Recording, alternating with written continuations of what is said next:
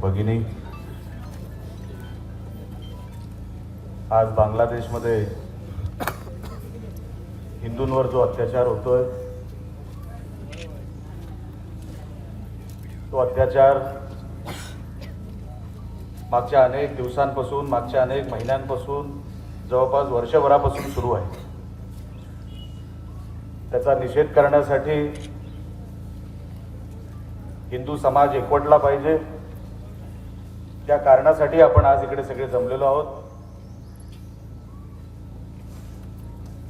तिकडे जो अत्याचार होतोय हिंदूंवर, हे आपल्याला सांगून देखील खरं वाटणार नाही। आपण सोशल मीडियावर जे काय बघतोय त्याच्या खूप पलीकडे जाऊन तिकडे अत्याचार आपल्या माता भगिनींवर होतोय, आपल्या बंधूंवर होतोय। त्याचा निषेध करण्यासाठी आपण सगळे इकडे जमलेलो आहोत। फक्त निषेध करून होणार नाही,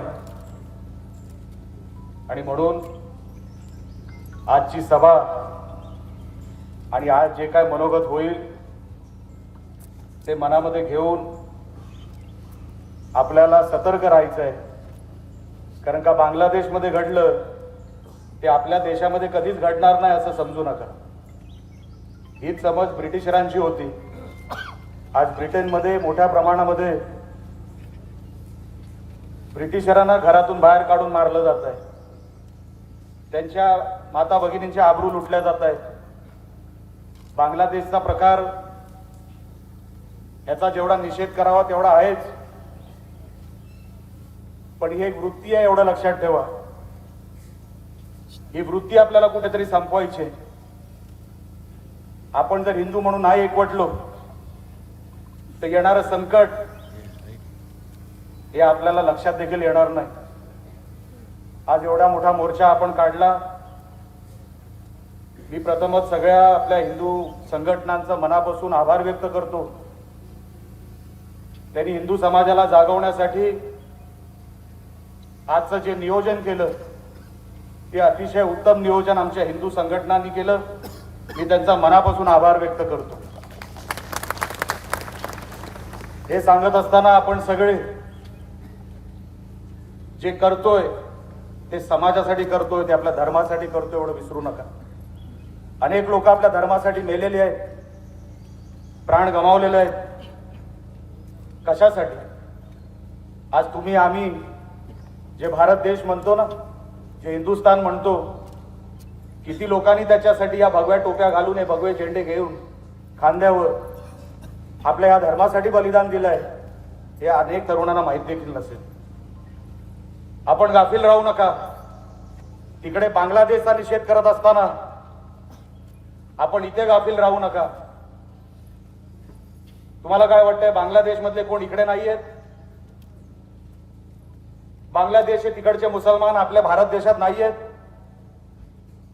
ते इथेच जगतायत, ते इथेच खात आहेत, त्यांची पोरं इथेच शिकतायत, ते इकडेच नोकऱ्या करतायत।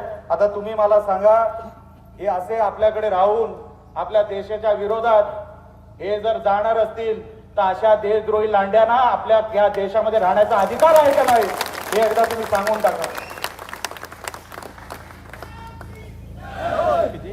हे कधीपर्यंत आपण सहन करणार आहोत? अहो, आपण हिंदू सुसंस्कृत आहोत, पण आपल्याला तर छत्रपती शिवाजी महाराजांनी हे शिकवलंय, जसा शत्रू तसा मी। आणि म्हणून रावणाला मारायला रामाला जन्म घ्यावा लागला, आणि कंसाला मारायला कृष्णाला जन्म घ्यावा लागला। तर जसा माझा शत्रू आहे ना, तसाच आपल्या हिंदू समाजाला राहावं लागेल। आणि जर नाही राहिला तर काही इकडचा शिल्लक राहणार नाही।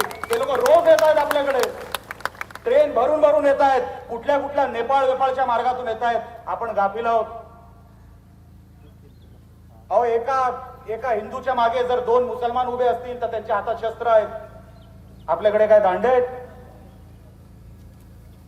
आपण कोण आहोत? आपण शांती प्रिय लोक। ह्याचा अर्थच मला अजूनपर्यंत कळला नाही। समोर जर कोण अंगावर आला तर त्याला काय अगरबत्ती द्यायची? आता त्याला काहीतरी घडवायचंय म्हणून तो या देशात आलाय। बघा त्या लंडनची परिस्थिती, बघा अनेक देशांची परिस्थिती, जिथे मुसलमान सर्वात जास्त आहेत, आज काय झालं त्या देशांचं? त्यांना त्यांचा कॅलिफेट बसवायचा आहे. तो कॅलिफेट बसवण्यासाठी ही सगळी धडपड आहे. अख्ख्या जगावर त्यांना त्यांचं जे काय धर्म आहे ना तो बसवायचा आहे. अख्ख्या जगावर आपण देश कुठे घेऊन बसलोय? एक बांगलादेश कुठे घेऊन बसलोय, एक लंडन आणि एक ब्रिटन कुठे घेऊन बसलोय? अख्ख्या जगावर त्यांना धर्म बसवायचा आहे. आणि तुम्ही आणि आम्ही फक्त देशावर आपली गल्ली सांभाळू शकत नाही, ते जगावर राज्य करण्याचा विचार करतायत. आपण कुठे आहोत? अहो चारी बाजूने घेरलं हिंदू समाजाला. एका मोर्चाने हे सगळं संपणार नाही. आमच्या ताई इकडे बोलल्या की हे सगळं चित्र समाधानकारक आहे, मुळेच नाही. ही सुरुवात आहे, लक्षात ठेवा. अजूनपर्यंत युद्ध संपलेलं नाही. जे आपले जवान एवढी वर्ष जिथे काय प्राणाची आहुती देऊन गेले ना, जे सगळे शहीद झाले, ते असेच नाही शहीद झाले. रोज चारी बाजूने घेरलं जाते. आपल्याला काय माहित? आपल्याला काय माहित? आपल्या मुली पळवल्या जात आहेत. आपल्या गणपतीच्या रॅलीवर, विसर्जनाच्या रॅलीवर दगडफेक होते. आपल्या महाराष्ट्रामध्ये, आपल्या देशामध्ये होत हे सगळं. एक रॅली काढून संपणार आहे? आपल्या गणपती, आपल्या रामनवमीच्या कार्यक्रमावर दगडफेक होते. हनुमान जयंतीच्या रॅलीवर दगडफेक होतोय. आपण कुठे आहे? बांगलादेश मधला हिंदू वाचवायचा ना, तो वाचू आपण. नरेंद्र मोदी साहेब आहेत त्याच्यासाठी. पण आपल्या या देशाची वाचवायची जबाबदारी पण आपल्या सगळ्यांवर आहे. गाफील राहू नका असे.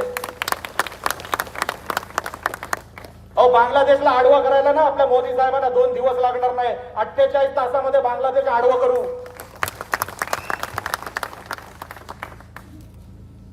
पण आपला हिंदू समाज, आपल्याकडे एकच देश आहे. नेपाळ एक मोठा हिंदू देश होता, पण त्याची संख्या फार कमी आहे. आपल्याकडे एकच देश आहे. मुसलमानांकडे किती देश आहे? अरे तुम्हाला नाही ना आवडत आमचा देश, तर जा ना.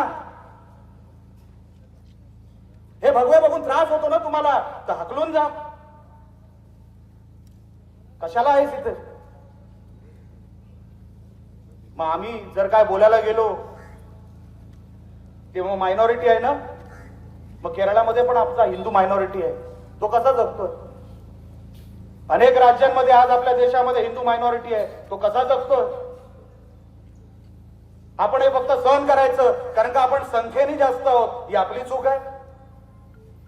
ओ माझ्याकडे एकच देश आहे, मी हिंदू म्हणून जगू शकतो, तो माझा एकच देश, त्याला हिंदुस्थान म्हणतात. आपण जिथे उभा आहोत तिथे.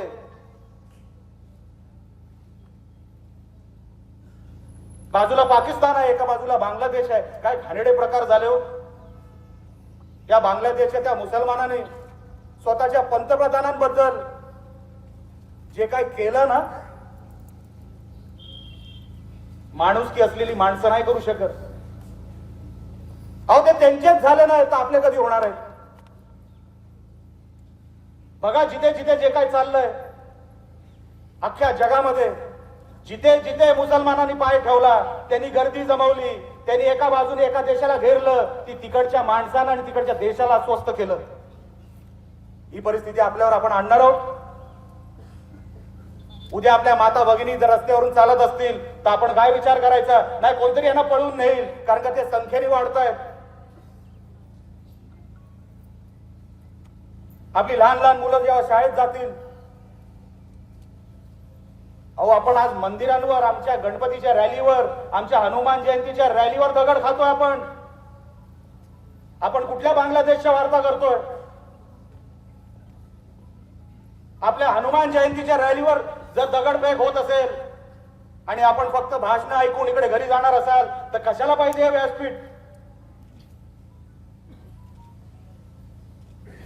हे भगवे झेंडे बघा दिसायला कसे बरे वाटतात, पण ते फक्त हातामध्ये नसायला पाहिजे, ते रक्तात भगवे असले पाहिजे, तर त्या भगव्याचा फायदा आहे. असेल आमचे विचार तिखट. स्वर्गीय बाळासाहेब ठाकरेंना ऐकत ऐकत मोठे झालेलो आहोत. जर आज नाही आपण करू शकलो तर आपल्या पिढीला पुढे आपण काय उत्तर देणार आहोत? काय सांगणार आहोत आपण? की आपण एक बांगलादेशच्या हिंदूंसाठी रॅली केली, त्याच्यानंतर सगळं विसरलो. आमचा नितेश राणे बघा, जेव्हा जेव्हा पक्ष त्याला हात देतो, देतला नाही तरी जेव्हा जेव्हा हिंदू समाज त्याला हात देतो, सगळं काय सोडून तो तिकडे त्या भागामध्ये पोहोचतो. तो दिवस बघत नाही, रात्र बघत नाही. गायींची गोहत्या होते, आमच्या रत्नागिरीमध्ये गोहत्या झाली. बिचाऱ्या वासराचं मुंडकं खाली पडलं आणि आमच्या पोलिसांनी आम्हाला रिपोर्ट दिला की कुत्र्यांनी खाल्लं.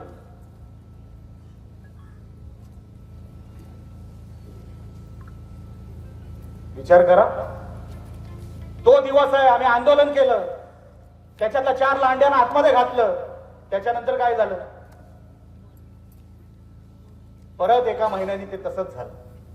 परत एक वासराचं तोंड खाली पडलं, मुंडकं खाली पडलं. हे घाबरत नाहीयेत कोणाला, लक्षात ठेवा.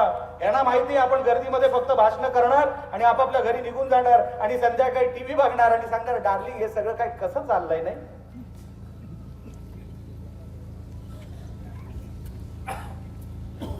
हे कसं चाललं, हे असं नाही चालू शकत. बघा तिकडचे सगळी लोक, बघा आपण काय करतोय. हे गोहत्येच्या नावावर आजही आपल्या जिल्ह्यातून अनेक गायी पळवल्या जात आहेत, अनेक गायी पळवल्या जात आहेत. मला आज या व्यासपीठावरून त्यांना सांगायचं आहे, जर सिंधुदुर्ग जिल्ह्यातून परत कुठल्या एका गायीला जरी हात लावला तर नाही तुमचं सगळं उद्ध्वस्त करून ठेवलं तर नावाचा राणे सांगणार नाही. आणि पोलिसांना पण सांगतो, हे नको ते धंदे नको त्या जिल्ह्यांमध्ये करता कामा नाही. इकडे आम्ही आहोत, लक्षात ठेवा. बाकी कुठे काय होतं मला माहित नाही, पण या जिल्ह्यामध्ये परत जर कधी गो हत्येसाठी किंवा कधी कुठल्या गायी पळवल्या गेल्या तर तुम्ही पण तेवढेच जबाबदार आहात, तुम्हालाही उत्तर द्यावं लागेल. हे आता सहन करू नका. बोलण्यासारखं भरपूर काय, पण माझ्या नंतर 2 वक्ते अजून बोलणार आहेत, कदाचित 3 वक्ते असतील. मी आपल्याला हात जोडून विनंती करतो की आज जसे जमलात, उन्हाची पर्वा करू नका. एक दिवस उन्हात राहिलात तर काळं होणार नाही कोण. पण धर्म जर रोज थोडा थोडा थोडा कमी होत गेला तर नाहीसा होतो, लक्षात ठेवा. पुढच्या पिढीला आपण काय सांगणार आहोत? हिंदू धर्म कसा होता, कोण होते ते कारसेवक ज्यांनी बाबरी पाडली, कशासाठी पाडली, कशासाठी दंगली झाल्या मुंबईमध्ये, कसे तिकडे कारसेवक मेले, कसे तिकडे शिवसैनिक मेले, काय सांगणार आहोत आपण आपल्या पुढच्या पिढीला? कुठली उदाहरणं देणार आहोत आपल्या धर्माची? जर धर्माला जिवंत ठेवायचं असेल तर जिवंतपणा तो दाखवावाच लागतो. फक्त मी हिंदू आहे, अरे तू हिंदू असलास तर काय होलं, तुझा हिंदूपणा दिसला पाहिजे तर तू हिंदू आहे. असा हिंदू आपल्याला इकडे उभा करायचा आहे. आपण सगळे जमलात या बांगलादेशच्या या सगळ्या जे काही प्रकार चालू आहेत, हिंदूंच्या वर अत्याचार जे चालू आहेत ते लवकरात लवकर थांबवावे. त्यांना तिथपर्यंत आपल्या देशाच्या माध्यमातून, आपल्या मोदी सरकारच्या माध्यमातून लवकरात लवकर त्यांच्या घशात हात घालून हे सगळं थांबवावंच लागेल. तोपर्यंत आपला हिंदू गप्प बसणार नाही. ह्याच्यासाठी आजची ही सभा आहे. आपण सगळे आलात, त्या सगळ्यांबद्दल मी आभार व्यक्त करतो आणि इथे सांगतो, जय हिंद, जय महाराष्ट्र. एबीपी माझा, उघडा डोळे बघा नीट.